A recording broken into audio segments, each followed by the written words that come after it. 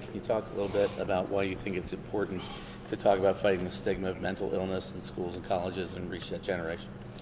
Schools and colleges are the best place to begin a conversation with people about how they can think differently about mental health issues, because the function of these institutions is to develop the minds of students as they get older. So it's not downstream, it's the head of the stream. Students are, in my experience, students are the most open-minded people and the most agile people to accept new ideas. And because mental health treatments are advancing at light speed, it's important for the community's understanding of them to keep pace. And so that, why do we have schools and colleges? It's to help develop citizens who can function well in our society and contribute to everyone's wellness. And this is one of those things that if you aren't in the discipline, if you're not studying to be a mental health care professional, you might get missed. The society might miss, communicating with you in a way that you can, that sort of fits into your schedule about this really important thing. And it's becoming more obvious to everyone that everyone needs to know more. Everyone needs to be a little more careful. Everyone needs to know what resources are available. Everyone, and it's just nice for people to, our communities are different now than they ever have been before. People go from point A to point B with their earphones in, and they're, looking at their phones. And, I don't judge it. There's a lot of important stuff happening on a lot of layers when we're looking at our phones, but it does kind of isolate us a little bit sometimes. So, if you've ever tapped somebody on the shoulder who's listening to something because they're, they didn't move fast enough in line, and they take their earphones out, they're quickly apologetic, and the bright face comes out, and like, there's life inside of the pod people as we move around. And in a college setting, when you sit down, taking out your ear pod is the thing to do. And so now everyone's agreeing this is a time to focus on that, and that's just intrinsically, obviously, the right kind of thing to have happen. Yeah. I want to introduce myself. I'm Greta Cross. I'm from The Standard, the student newspaper here. Okay, cool. So I was at the student panel that just happened. Yeah. And the little conflict that kind of happened there. Yeah. Do you think our generation's increase in sensitivity has it impacted our mental health? And why do you think there has been an increase in that sensitivity? That increase in sensitivity is progress. It's progress writ large. And it was funny that in that moment, the very point I was making was about sensitivity. But the way I made the point was, she identified as, she wasn't even that upset by it. She just said she wanted me to be sensitive to it. And it's a conversation I've had with my wife 1,000 times, with my gay brother-in-law, and we were like, okay, but that's the point I was. So you just have to, there's no bad time to be asked to think about other people. So what she said was spot on. Yeah. And I was grateful for it. But there's pushback because it's hard to think about, and people want to be right more than they want to really understand a lot of times. And so when someone is forced to look at a safe space on a college, and they think, oh well, in my day we didn't have to have safe spaces, that's ridiculous. It's like, okay, well they're not existing in this space of time. So it's time to be compassionate of that person and their inability to hear what the community is saying it wants and needs, and it's a process. So, and I think it's good. It's uncomfortable. Discomfort is not fun, but it's also not necessarily bad. Yep. Yeah. For sure. Did you feel that with that exchange? I mean. Yeah. It was uncomfortable. Yeah, but I also saw where you were coming from too. Yeah. So. Can't really grow without discomfort. Yeah. I think so. Birth pains, but it was almost like. Yeah, no, it was really good. It was really good. She was good. I enjoyed talking to her. Awesome. And then I just have one more. So as someone who grew up around a mentally ill parent, what would you say to children or other young adults who are kind of going through the same thing? Well, you're not alone. That's probably the first most important thing to say. You have to be careful how you tell a child to ask for help, because it can make things worse in the short term. So listening is good to that person, and thoughtful help takes thought. Thoughtful help is not easy. It takes time. That's what I'm trying to say. It takes time to develop a thoughtful intervention strategy. But if you're invested a lot of time with the person who is, I mean, what would I say directly to those people? Oh my gosh. I mean, depends on how old. Depends on the circumstance. There's no one uniform way, unfortunately. But I think part of what's happening here in this project and the JED project and projects that are happening all over the country is to increase general awareness of the kinds of ways you can interact. That girl, what she told me afterwards was that she's part of this project that goes and dramatizes scenarios for people who get triggered by words like that. And I mean, what a great thing to do. So as it gets a little bit better, meaning as more people are given the opportunity to hear about that stuff in ways that they can receive. You know, you talk about safe spaces to a trucker. I don't know, it depends on truckers. You can't generalize about truckers, but I'm trying to pick to certain kinds of people. They don't want it, they don't like it, they don't appreciate it, they don't want to hear about it. But they're aware of it now, and tomorrow it's a slightly different conversation. You know, they're a little bit more prepped for the conversation with their granddaughter when that conversation happens. You know, so it takes time and it's a process. There are what would I say to them? I'm so hesitant to make a generalization about what you might say to a kid, because what I would say is to the kids themselves.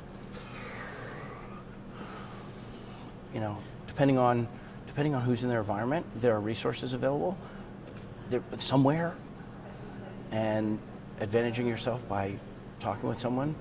You know, maybe you don't understand everything you need to understand about it.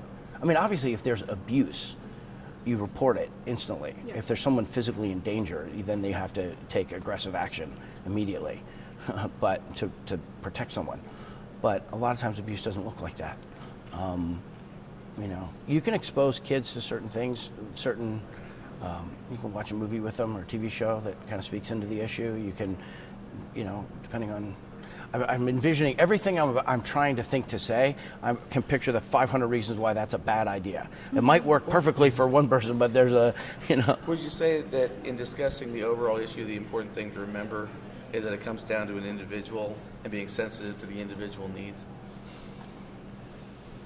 Is half of it, and the other half is that our community needs to rise up around the individuals to provide a sense of inclusion, or a sense of safety, that this issue isn't the first time. They're not the first people to experience this. The first thing is you're not alone. But yeah, it comes down to each case has sensitivities that have to be accounted for and allotted for, so that any help you might offer someone, you don't make things worse. So, but taking no action isn't right either. It's a hard call. What they can know is, see, there's no fast, easy answer. I mean, it depends on how old do you want to talk about, you know? Understand, learn, if the person's, you mean if a scenario is that a kid comes to you and says, I'm experiencing this trouble, I would look for things in the kid's environment that might be able to help, for people that interact with the kids that might be able to help. Take them seriously. Hear, definitely listen, hear them, of course. That's yes, very important. Hear the kid, and let them know that you're listening. When I say listen, there's a lot of different value. It's not just that you're gaining data, you know, that can be actionable in your desire to help someone. Listening is an act of compassion, just the hearing of it. I'm going to tell, I think if I remember to, I'll tell a story about the airport the other day when this lady at the ticket counter asked what I was doing, and I told her what I was coming here to do, and she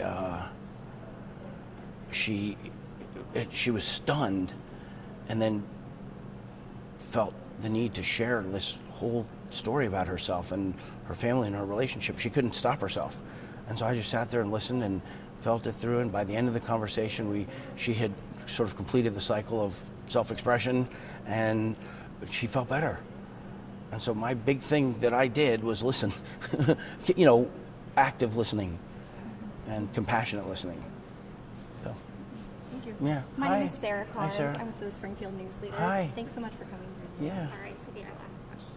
Oh my, first and last. All right, I just wanted to ask you, when was the first time that you made the decision, I'm going to speak about mental illness and what it was like? Your mother was very open about her struggles, but when did you decide, I'm going to help carry on this conversation? Yeah, when you're teaching someone to ride a bicycle and they're getting steady and you got your hand on their back, and then at a certain point you can let go and they're good. That's what my mom did with me about public speaking relative to mental illness.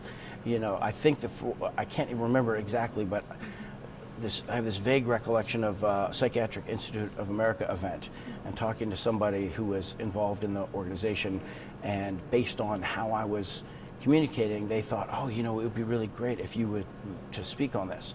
And it wasn't long after that I found myself in front of an audience sharing my story and my observations, and yeah, so and it felt natural, and it felt like I'd been doing it forever. It's weird. Good. Thank you so Yeah, much. thank you. Thank you. Well, this young lady didn't get to ask. Go ahead and ask your That's question. all right. I don't want to keep you. Okay. here. Okay, let's do one more question. Okay. I'm also with the Standard. My name's Kayla. It's Hi, nice to meet Kayla. There you go. Yeah, my question is just about the kind of perspective that you have as a seasoned actor, someone who's been in the industry. You're not in college. It's just an experience that college students probably aren't familiar with. So how does that unique perspective impact how you talk about mental health to college students, or does it impact how you talk about it? Well, I think one of the cool things about coming to a university is that they've seen some of what I've done. And whether they've seen what I've done or not, we have a lot of the same movies and television and books in common. So I always think when I start talking that there's already built-in affinity. And the subject matter itself, we just had this conversation in the drama film auditorium space, and mostly when I talk about, when I go to a space like that, we're talking about performance, we're talking about careers, we're talking about technique, we're talking about that kind of stuff. This time, 85% of the questions had to do with the topic of the day, which was mental health. And they were all insightful, right on the point of what it is that I've experienced and observed. And so, the conversation just is at altitude from the second you start. Yeah. I'd say the get out of jail free card with when you're dealing with certain kinds of mental health issues is openness.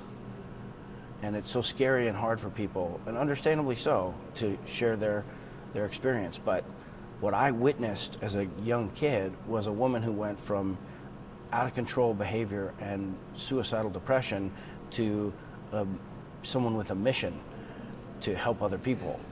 And the more she was open, the more successful her mission was. So that got hardwired into my synapses that that's a good model to follow. I almost can't not follow it. I just. Do you think your platform kind of pushed you to want to talk about it, just having the platform that you have? Yeah, it's funny. The word platform I think we should come up with some new ways to say it.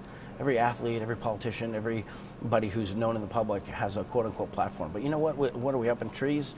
I'm like it's like a deer blind. I got a platform. I can. No, I feel like we reach audiences. And I guess that's what the platform means. It means you're up above. But the word itself, I've struggled with that particular word. Yeah, of course, fame makes it so that other people listen. But interestingly now, because of the way the social conversation, the political conversation has gone, and the way social media is, and trolls on Twitter and that kind of thing, the celebrities have been neutralized with how their communication goes. And the only stuff that gets through is the stuff that really is really right or really wrong. The ambient level of impact, I think, is, and that's fine. But I. When I was 12 years old, we did the Goonies, and we went to, it came time to promote the movie, and we went to this hotel, the Westwood Marquis Hotel, which was right around the corner from where my grandma was in the retirement home, and there were microphones set up and placards with our names on it. And we showed up, and they said, okay, we're going to go talk now. And I got that terrified public speaking panic attack sensation. But then we went up there, and the second I stood up there, I didn't want to be the scared guy, so I just kind of acted, knowing and responsible, and sat down. And when the questions started coming, I was ready to answer everyone else's question. And when it came to me, it turns out I had something to say, and it was a shock. But that was a sort of a crucible, a weird sort of pop culture crucible that let me know that and sometimes I've got something to say and nobody cares. So that's humility right there, Do you remember a question you were asked at 12 years old that you answered back then? Oh, it would have been, what did you like? What was your favorite? It would have been, it would have been, or did Dick Donner's Got a Loud Voice? Did he scare you when he was yelling at you? Because he's famous yeller, hip hop, hip hop. And no, I don't know. I can't remember. I just remember. I remember thinking I'm supposed to be aware of my biography. 12 years old. And isn't that interesting that if a kid at 12 is thinking about what college you're going to get, then you're like, come on, relax. But there is something to. And when I got to college, when I was in community college and at UCLA, and I would be writing essays and things, I would think about what is this moment in my life going to read like in my epitaph or whatever, my eulogy or whatever. And it's weird to be aware of the end of your life when you're at the beginning of your life, but a lot of times with acting and drama and when you've lost people and whatever, you're aware of it, and so that it kind of animated me. I started doing marathons. I liked that. Oh, in my biography, it's going to show I did 13 big city marathons, so and having something to say on political issues. This is the thing. Sean, Yeah. use you for sound check whenever you're ready. Okay, this is the thing. My parents raised me to believe that my voice matters. They believe their voices matter. And so I went out into the world with no other, thought. And to be able to, for people to have a credibility in kids' minds because you've done something they like, and to have deeper credibility because you're related to someone and their experience, people trust that. They trust the truth of your experience. And so it just makes speaking into this issue a natural, right thing to do. Wow, finally, we got a quote. Thank you so much. Thank you so much. You guys are With my mom to all of those shows. Along with the many awards bestowed upon the trilogy, 11 Academy Awards, including Best Picture, Sean received nominations for his own performance. He took home the Saturn Award for Best Supporting Actor and awards from the Las Vegas Film Critics Society, the Seattle Film Critics, the Utah Film Critics Association, and the Phoenix Film Critics Society. But as a better way,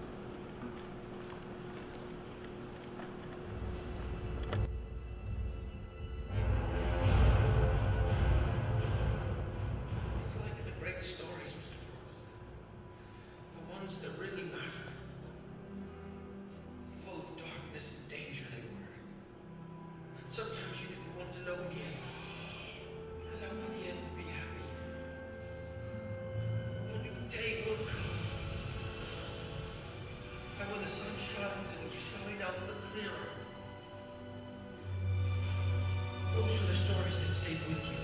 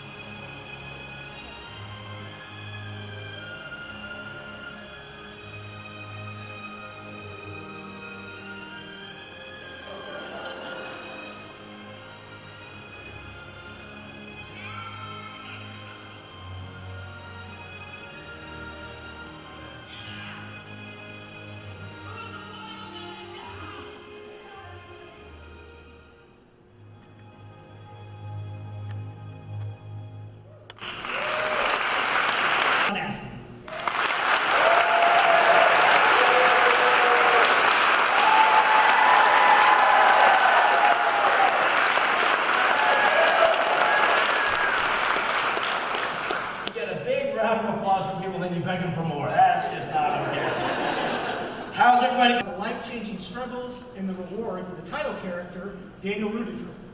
In the early 2000s, he experienced travel, which my wife and children are not thrilled about, but that's what we do. But you know, I do that. I go to these places, and people come, and they're kind of emotionally available. And people, some people will cry. You know, they'll just start crying. You know, I get up and give them a hug and kind of work through it, and usually there's a little laughter afterwards, the embarrassment of it or whatever. And some people are shy, and I kind of coax them out of their shell a little bit. But it's like speed dating psychiatry. You're just like, you know, and in a weird way, I become hyper intuitive.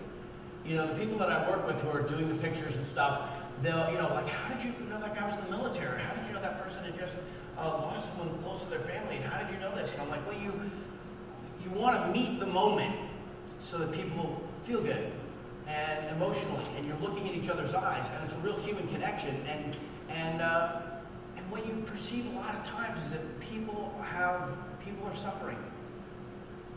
It's like and it's very specific when you see it.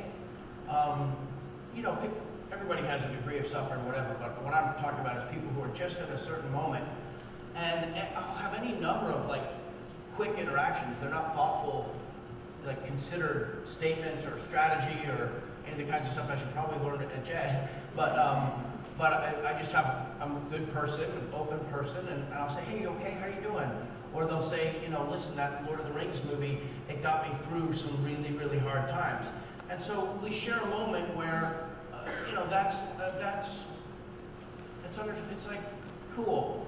They had that moment, and they're out of that moment, and I'm acknowledging it, and they're thanking me, even though I'm only one of like 2,000 people who was a part of it, but they're thanking me, you know,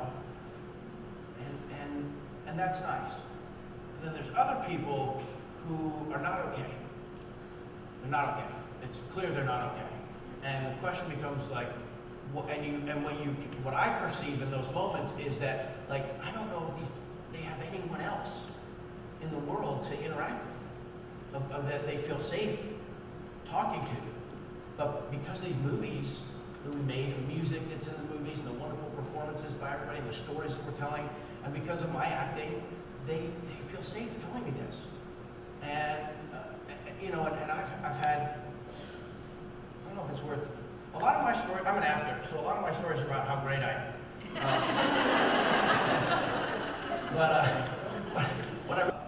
Dr. you can attest this, for like 3 minutes, the rose is off the bloom. You know what I mean? He's like, oh, we're gonna meet this movie star, and he's like, yeah, it's a guy, it's okay, it's just a guy. But when my wife gives me the first to confirm that, dinner last night, we got to have a tornado drill. It was awesome. Thanks for that. Tornado out down there. How long is it going to last? Till 9 o'clock. It's like 6:45 right now. On this thing, but nobody else looked nervous. They all had the apps. Like, what app do you get? What's the tornado app? I'm from California. We got the fire app. I don't know. Observations are anecdotal, and they're just personal. And so but I speak with a great deal of conviction about what I'm saying. So it is possible to receive what I'm, and as though I had been dubbed by the king, person in charge of others' futures, I just looked her in the eye and I said, listen, I want you to go do that. I want you to get that degree. You absolutely deserve to have something good in your life. It is okay. And no matter who else is in your life that supports you or doesn't, as for what this may be worth to you, I think that you are worthy, and I think that you can do it, and like that kind of thing. And she kind of like, okay, no, really, look at me. Okay? She's like, okay. She said, will you autograph my ankle? Sure, I'll autograph your ankle. So my ankle is where I got my Lord of the Rings elven tattoo. All 9 of the members of the Fellowship of the Lord of the Rings. If none of this sounds like English to you, go run a movie. So that was right. So I got it out, and when you write, this happens a lot. People will come up and say, look, I have your face tattooed on my arm. And you're like, that's a really good likeness, you know? Like, wow. Do you want to take a picture? I had this one girl in Portland. We get an education, he wants to play football, and he's not willing to let other people tell him that he can't. Not the Catholic teacher who's like, oh, you know, you should be happy for the gifts God. 7 Academy Award-winning actress Patty Duke and acclaimed actor Sean Astin. Sean scored a... There she is. How'd you do today?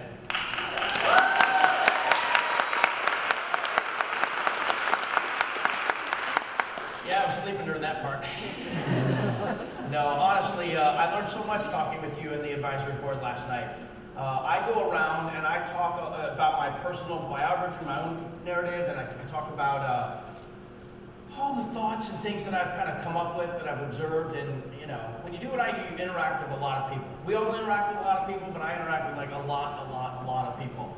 I go to these regional Comic-Con conventions, and anybody been to one of those?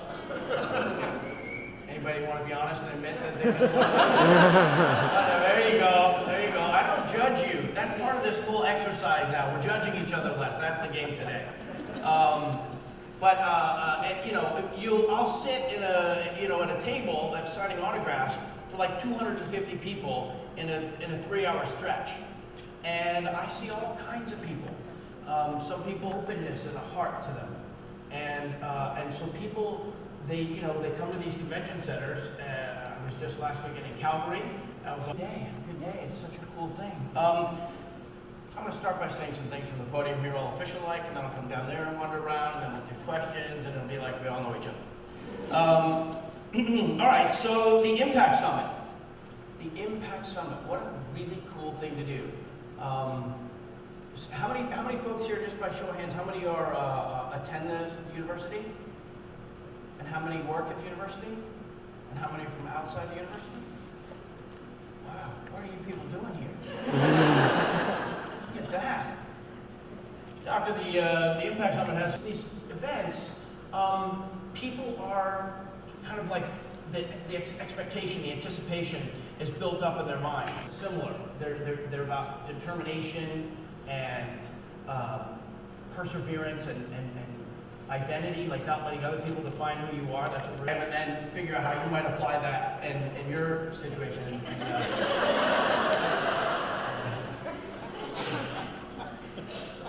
Greatness cocktail.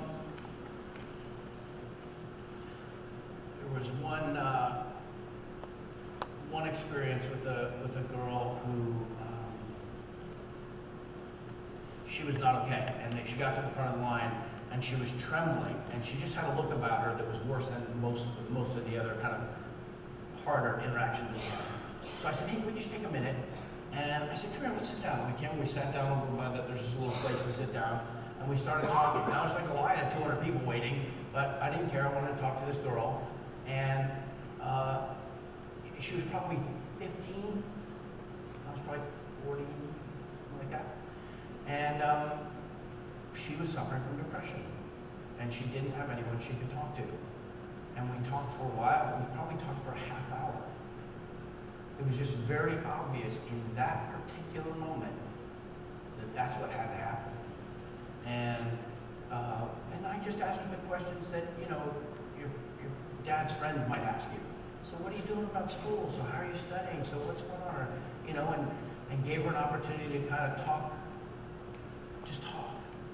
And at the end of the conversation, I mean, she cried a lot. For a while, she was sort of that sobbing, heavy crying.